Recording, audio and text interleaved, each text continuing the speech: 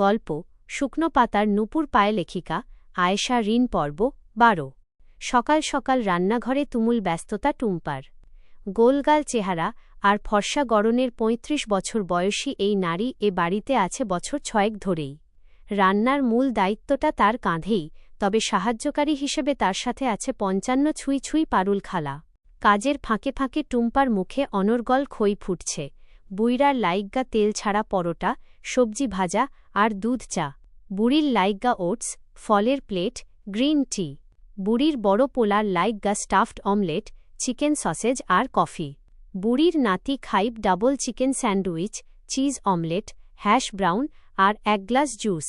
বুড়ির নাতনি French toast, sausage, দুধ।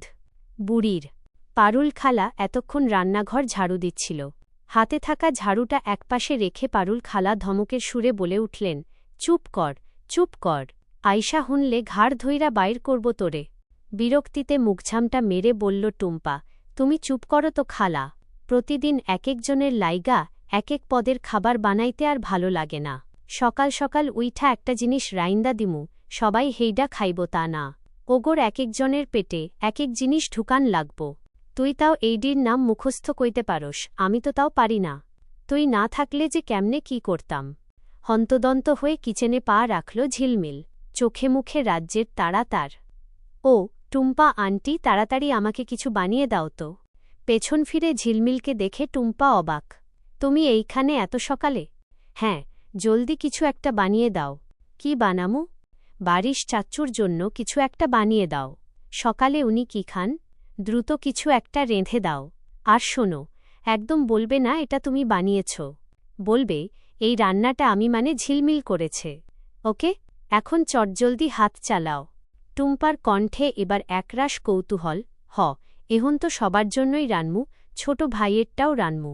কিন্তু তোমারে এত অস্থির লাগতেছে কেন? পরে বলবো। আগে রান্না করো।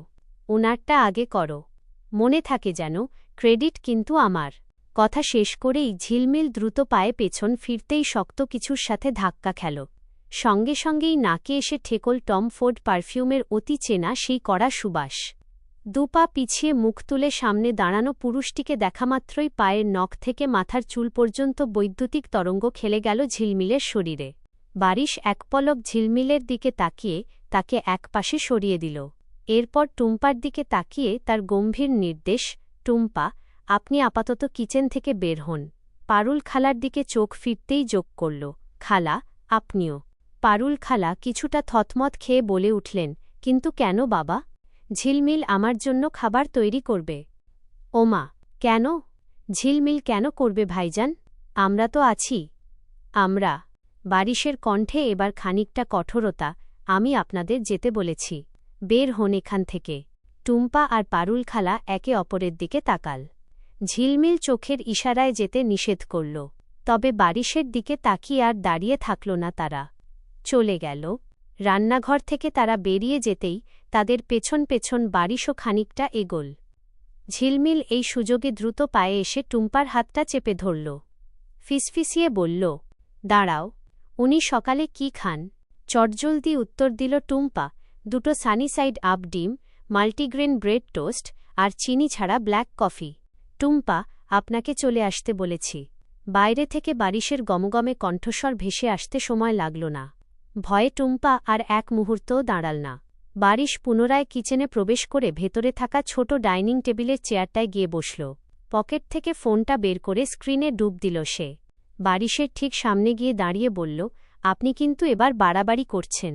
ফোনের পর্দা থেকে চোখ না সরিয়েই বারিশের নির্লিপ্ত জবাব, তাহলে চলো, তোমাকে তোমার বাড়ি রেখে আসি। এটা কেমন কথা? ওরা থাকতে আমি কেন এসব করতে যাব? তাহলে কি ওদের কাজ থেকে বরখাস্ত করব? আচ্ছা, আমি ওদের ডেকে বলে দিচ্ছি কাল থেকে যেন এ বাড়ির আর কোনো কাজে হাত না দেয়। চেয়ার ছেড়ে বারিশ উঠে দাঁড়াতে নিতেই ঝিলমিল তড়িৎ বেগে তার শক্ত বাহু আঁকড়ে ধরল। থাক, ওদের রিজিকে হাত দিয়েন না। বানাচ্ছি আপনার খাবার। বারিশ আবার বসে পড়তেই ঝিলমিল কাউন্টার টপের দিকে এগিয়ে গেল। ইন্ডিকেটর বাটন চেপে ইন্ডাকশন ওভেনটি চালু করে ওপর বসিয়ে দিল ননস্টিক ফ্রাই প্যান। এরপর ফ্রিজটা খুলে দুটো ডিম হাতে নিল সে। ডিম সে ভাজতে পারে, এতটুকু করতে তার কোনো সমস্যা নেই। একটা ডিম নিজের কপালে ঠেস দিল ভাঙার জন্য, কিন্তু ভাঙল না। দ্বিতীয়বার চেষ্টা করেও ব্যর্থ হয়ে তাকাল বারিশের দিকে। বারিশের পুরো মনোযোগ তখনও ফোনের স্ক্রিনে নিবদ্ধ। ঝিলমিল তার দিকে এগিয়ে গেল গটগট করে। আলতো করে বারিশের একমুঠো চুল করে ধরে মাথাটা উঁচিয়ে ধরল সে। নিজের নিচের ঠোঁটটা দাঁত দিয়ে কামড়ে ধরে চোখ দুটো ছোট ছোট করে বাম হাতের ডিমটা সোজা ঠুকে দিল বারিশের শক্ত কপালে। প্রথম আঘাতেই মট করে ভেঙে গেল ডিমের খোলস। চরম বিস্ময়ে চোখ বড় বড় করে কপালে হাত ঠেকাল বারিশ। সে কিছু বুঝে ওঠার আগেই ঝিলমিল দ্রুত পায়ে ফিরে এসেছে চুলার কাছে। ফুটন্ত প্যানের তেলের ওপর ছেড়ে দিল ডিমের ভেতরের অংশটুকু। মনোযোগ দিল সে ডিম ভাজায়। এদিকে নিজের কপাল ডলতে ডলতে উঠে দাঁড়াল বারিশ। এটা কি করলে তুমি?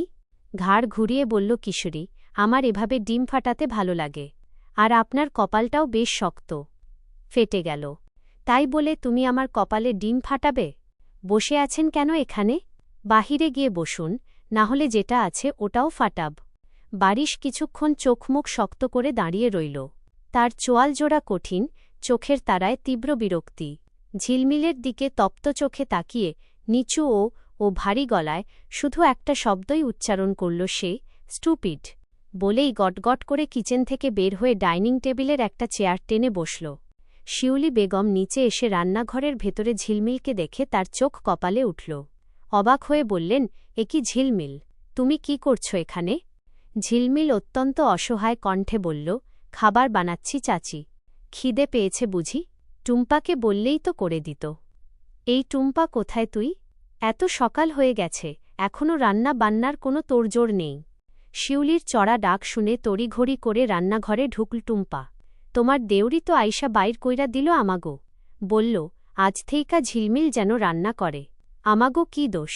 আমরা তো আইসা সকালে নাশতার তোড়জোড়ই করতেছিলাম। ঝিলমিলও টুম্পার কথায় সায় দিয়ে যোগ করল, হ্যাঁ চাচি, বারিশ চাচ্চুই ওদের চলে যেতে বলেছে। ওদের কোনো দোষ নেই। কিন্তু কেন? উনার জন্য যেন আমি খাবার বানাই। এটা কেমন কথা? বাড়িতে এত মানুষ থাকতে তুমি কেন রান্নাঘরে খাটবে? কি জানি, এটা তার কেমন অদ্ভুত যুক্তি। আরও অনেক কাজ দিয়েছে আমাকে। কথাটা শুনে শিউলি বেগম স্তব্ধ হয়ে গেলেন। ছেলেটা নিশ্চিত দিঘিকে হারিয়ে পুরোপুরি মানসিক ভারসাম্য হারিয়েছে। তা না হলে এই বাচ্চা মেয়েটার ওপর এমন অত্যাচার কেন করবে? তিনি রান্নাঘর থেকে বেরিয়ে সরাসরি বারিশের সামনে গিয়ে দাঁড়ালেন। ক্ষিপ্ত গলায় বললেন, মাথা খারাপ হয়েছে তোমার তরঙ্গ? ঝিলমিলকে কেন রান্নাঘরে ঢুকিয়েছ?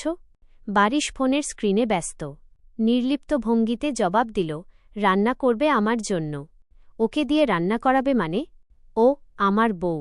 ওকে দিয়ে কি করাবো আর না করাবো সেটা একান্তই আমার ব্যক্তিগত ইচ্ছা। তুমি এ বিষয়ে কথা না বললেই খুশি হব। ওকে ওর কাজ করতে দাও। শিউলি বেগম এবার একটু নরম স্বরে বোঝানোর চেষ্টা করলেন, আরে তুমি বুঝতে পারছ না কেন? ওর বয়স কতটুকু? এসব রান্নাবান্নার কাজ ও কখনো করেছে? কাল বিয়ে করে আজই ওকে রান্নাঘরে ঢুকিয়ে দিলে। ওর বাপের বাড়ির মানুষ জানতে পারলে কি ভাববে, বুঝতে পারছ? বারিশের কণ্ঠে কোনো দ্বিধা ছাড়াই অত্যন্ত শীতল গলায় বলল, ওদের সমস্যা হলে এসে নিয়ে যাক ওকে। তবে এ বাড়িতে থাকতে হলে ও আমার নিয়মেই চলবে। তরঙ্গ, তুমি চুপ করো বৌমা। আমার ছেলে একদম ঠিক বলেছে।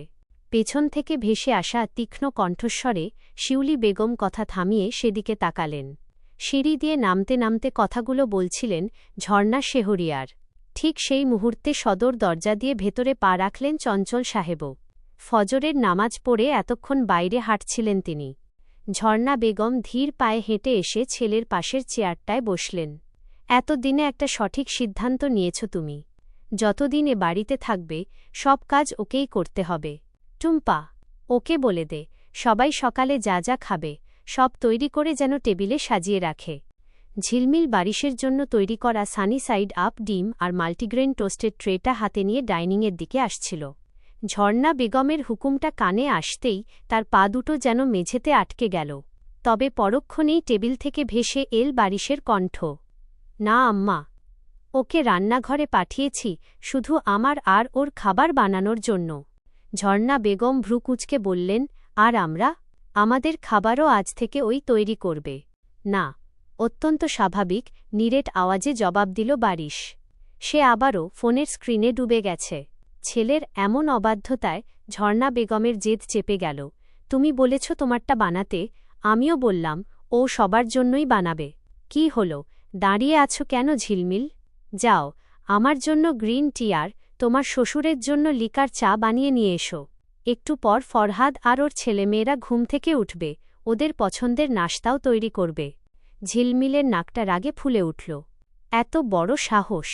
পুরো বাড়ির রাঁধুনি বানাতে চাইছে তাকে। সে ঠোঁট নেড়ে তীব্র প্রতিবাদ করতে চাইল, কিন্তু তার আগেই ডাইনিং কাঁপিয়ে গর্জে উঠল বারিশ। আমার বউ রান্না করবে শুধুমাত্র আমার জন্য।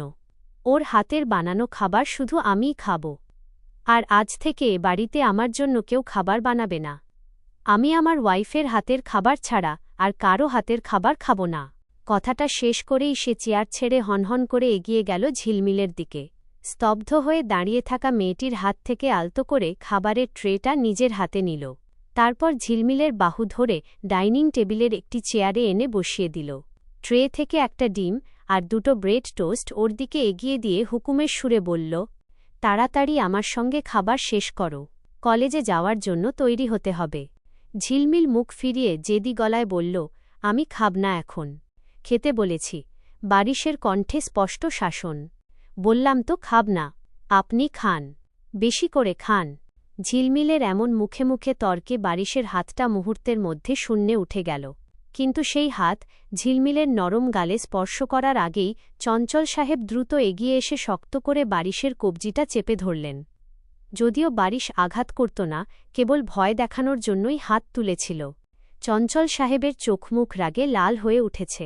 তিনি কড়া গলায় বললেন, বেয়াদবির সীমা ছাড়িয়ে যাচ্ছ তরঙ্গ। আমার সামনে দাঁড়িয়ে ঝিলমিলের গায়ে হাত তোলার সাহস কি করে হয় তোমার? বারিশ কোনো উত্তর দিল না। তার মুখাবয়ব থমথম করছে। এদিকে ঝিলমিল আতঙ্কে এখনও চোখ দুটো শক্ত করে বন্ধ করে রেখেছে। ডাইনিংয়ের এই তুলকালাম কাণ্ড দেখে ঝর্ণা বেগম বাকরুদ্ধ হয়ে বসে রইলেন। ছেলে তার এসব কি বলছে? এ বাড়ির আর কারো হাতের রান্না খাবে না মানে কি? ও কি যৌথ পরিবারে থেকেও একদিনের মাথায় বউ নিয়ে আলাদা সংসার পাততে চাইছে? চঞ্চল শেহরিয়ারের ভেতরের ক্ষোভ এবার বিস্ফোরণের মতো ফেটে পড়ল। চিৎকার করে বললেন, ওকে দিয়ে তুমি কোন সাহসে রান্না করিয়েছ? এবারও বারিশের তরফ থেকে কোনো প্রতিক্রিয়া মিলল না। চঞ্চল সাহেব আবারও বললেন, ঝিলমিলকে আজই আমি ওর নিজের বাড়িতে রেখে আসব। ঝিলমিল ঝটকা দিয়ে চোখ খুলল। এত কাহিনী করে বিয়ে করল, 2 দিনের মধ্যেই চলে যাওয়ার জন্য। এখনও তো জারিফের সাথে কিছুই করতে পারেনি। চেয়ার ছেড়ে তড়িৎ বেগে উঠে দাঁড়িয়ে মাথা নেড়ে ব্যাকুল হয়ে বলল কিশোরী, না না না, আমি কোথাও যাব না। চঞ্চল সাহেব দৃঢ় গলায় বললেন, এখানে তুমি ভালো থাকবে না। অযথাই কিছু মানুষ তোমাকে কষ্ট দেবে। ভেবেছিলাম ওপরওয়ালার ইচ্ছেতেই এই বিয়েটা হয়েছে, যা হয় মঙ্গলের জন্যই হয়। কিন্তু আজ আমার ভুল ভেঙেছে। আমি তোমার দাদিমার সাথে কথা বলে সব ব্যবস্থা করছি। না দাদাভাই, প্লিজ, আমি যাব না। এখানেই থাকব। আমার উনার জন্য রান্না করতে একটুও আপত্তি নেই। কথাটা বলেই সে ভেজা চোখে বারিশের পাথুরে মুখের দিকে তাকাল। মিনতিভরা কণ্ঠে ফিসফিসিয়ে বলল, আপনি কিছু বলুন, আমি যাব না। বারিশের চোয়াল এতক্ষণ শক্ত ছিল, এবার সামান্য আলগা হল। চঞ্চল শেহরিয়ারের চোখের দিকে সরাসরি তাকাল সে। শুনলেন তো, ও নিজেই যেতে চাইছে না। ও এখানেই থাকবে, আর আমার সব শর্ত মেনেই থাকবে। চঞ্চল সাহেব ক্ষিপ্ত গলায় কিছু বলতে যাচ্ছিলেন, কিন্তু তাকে থামিয়ে দিয়ে বারিশ চেয়ার ছেড়ে সোজা হয়ে দাঁড়িয়ে টেবিল থেকে খাবারের ট্রেটা এক হাতে তুলে নিয়ে অন্য হাতে ঝিলমিলের কবজি শক্ত করে চেপে ধরল। কোনো বাক্যবয় না করে ঝিলমিলকে টেনে হিঁচড়ে ডাইনিং স্পেস থেকে বের করে নিয়ে এল সে। জারিফ মাত্রই ঘুম থেকে উঠে চোখ ডলতে ডলতে বাইরে এসে দাঁড়িয়েছিল। ঘরের ভেতরে এত বড় তুলকালাম ঘটে গেছে সে কিছুই টের পায়নি। সে এক রাশ অবুঝ বিস্ময় নিয়ে তার চাচা আর নতুন চাচির টানাহেচড়ার দিকে ফ্যালফ্যাল করে তাকিয়ে রইল। নিজের রুমে ঢুকেই বারিশ সশব্দে দরজাটা আটকে দিল। আর কথা না বাড়িয়ে বিছানার পাশের ছোট টেবিলটায় খাবারের ট্রেটা রেখে ঝিলমিলের বানানো নাশতা থেকে কেবল একটা ব্রেড টোস্ট মুখে দিল সে। তারপর গ্লাস পানি খেয়ে নিজেকে শান্ত করল। ঘড়ির দিকে তাকিয়ে বলল বারিশ, বাকিটা শেষ করে 10 মিনিটের মধ্যে তৈরি হবে। বলে সে নিজের কাপড় নিয়ে ওয়াশরুমে চলে গেল। ঝিলমিলও বাধ্য মেয়ের মতো খেয়ে নিল বাকি খাবার। চৌধুরী বাড়িতে সকালের নাশতা শেষ করে নূরজাহান চৌধুরী, আলতাফ চৌধুরী আর তাহসিন তিনজন একসঙ্গে সদর দরজা দিয়ে বাইরের দিকে বের হচ্ছিলেন। অফিস যাবে তারা। মেহরাজ তখনও নিজের ঘরে ঘুমাচ্ছে, সে আরও কিছুটা পরে অফিসে যাবে। কিন্তু সদর দরজার কাছে আসতেই আচমকা থমকে গেল ৩ জোড়া পা। চোখের পলকে সবার মুখের অভিব্যক্তি বদলে গেল। সামনে এসে দাঁড়িয়ে আছে দিঘি। তার পুরো অবস্থাটা চরম এলোমেলো। চোখের নিচে কালচে কালি পড়ে গেছে, মাথার চুলগুলো অবিন্যস্ত। বিগত এই কদিন সে যে প্রচণ্ড নেশা করেছে তা তাকে দেখলেই নিশ্চিত বোঝা যাচ্ছে।